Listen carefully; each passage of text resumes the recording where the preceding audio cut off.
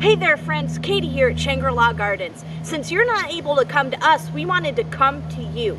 So in celebration of Earth Week this week, I have a fun activity I want to share with you. But before we do that, I want to remind you about the different parts of a plant. And I also want you to meet a friend of mine. Oh hey, I'm Greenie Beanie, and I've been missing my friend Ellie. Her family has a great big garden where they plant purple hull peas and lots of tomatoes and green peppers. So I think I'm going to start my own garden. So I've got some seeds. All right, so what should I do with them? You know what I think would be a good thing? I bet you it would be really nice if I planted my seeds right here onto concrete. This would be a good spot, huh? Oh, no, it wouldn't be? What? Because they need soil? Oh, that's right, I forgot. Okay, well, I found a really good shady place for them. I'm going to plant them in the shade. It's so hot down here, I don't want them to burn up. No, the shade, oh, they need sun, I forgot. Okay, so I'm going to plant them in the soil in a nice sunny spot. I found it right here next to these beautiful flowers. Oh, I'm going to plant them right there. Okay, well, I guess I'll just come and check on them later, but I feel like I'm forgetting something. Water, that's right. Luckily, I have my water can. I'll just give them some water, and they're going to have everything that they need.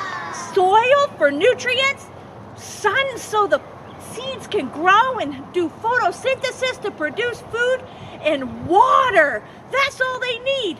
Okay, see you later, guys. We've learned all about the different needs of a plant from our friend Greenie Beanie. Before we go any farther though, I want to remind you about the parts of a plant. So you have the roots, the stem, the leaves, the flower, the fruit, and eventually we're back to the seed. The roots are the feet of the plant, holding it in place. It's also like the mouth of the plant.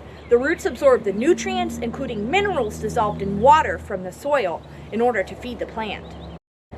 The stem grows up from the root and is the main structure above the ground, which supports the other parts of the plant and holds the plant upright. The stem also moves the nutrients, or the food, and the water to the other parts of the plant. The leaves, or another fancy word, the foliage, is the part of the plant that soaks up the sunlight and produces food through photosynthesis. Much like a solar panel might produce electricity. We have some of those out here at Shangri-La. Leaves have many shapes and sizes.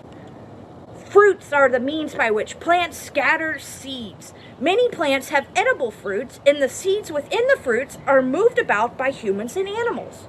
Humans and animals have become dependent on fruits as a source of food, which helps to spread the seeds.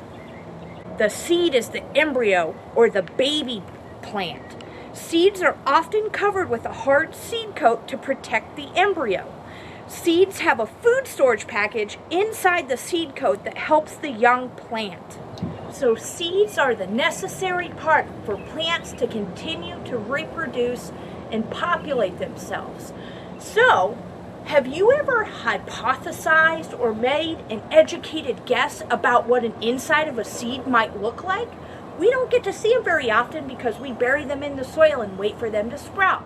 Well, today's your lucky day because we're going to dissect this lima bean seed and see what the inside looks like.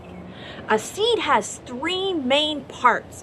The first part we're going to take a look at when we are dissecting our seed is the seed coat. Now the seed coat protects the seed. Just like if we had on a coat, it would protect us from the winter cold. The seed has on a coat to protect us so it doesn't get damaged. So once you remove that seed coat, you can split your seed in half, and there's two other parts. On the inside, right here, you can see the embryo or the baby plant, and you can see the start of the roots. They're starting to grow down where they're going to go into that soil. The other part of the plant, and this is a very important part, is called the cotyledon. And the cotyledon provides nutrients to that baby plant so it has a good healthy start when it begins to grow. In celebration of Earth Week, I'm going to show you how to turn an old newspaper into a pot for your plants. Step 1, we've got to gather our materials. So we need an old newspaper, one that you've already read. We need a can from your pantry. We need some scissors to cut the paper. We need soil, and we need seeds. Now, if you don't have any seeds that like you would buy at the store to plant in a garden, that's okay. Ask your adult to look in the pantry and see if you can find a bag of lima beans or black beans or pinto beans. These are just lima bean seeds that you would buy in the grocery store. Step 2, we're gonna open our newspaper just like this, and then we're gonna cut it in half. Step 3, you're going to take your can and lay it on your newspaper just like this. You want to have the newspaper cover about 3/4 of the can, and what you do is just roll your newspaper around your can just like this. Now you're going to see quite a bit of extra on the end, so what you'll do is you'll take your scissors and cut a little more than half of it off. Now you have your newspaper wrapped around the can, and you're going to fold that extra over just like you would if you were going to hastily wrap a present on Christmas. So you take that, press it down on a table to get those creases good and tight. Step 4, you're going to remove the can from your paper. Now you have your paper pot.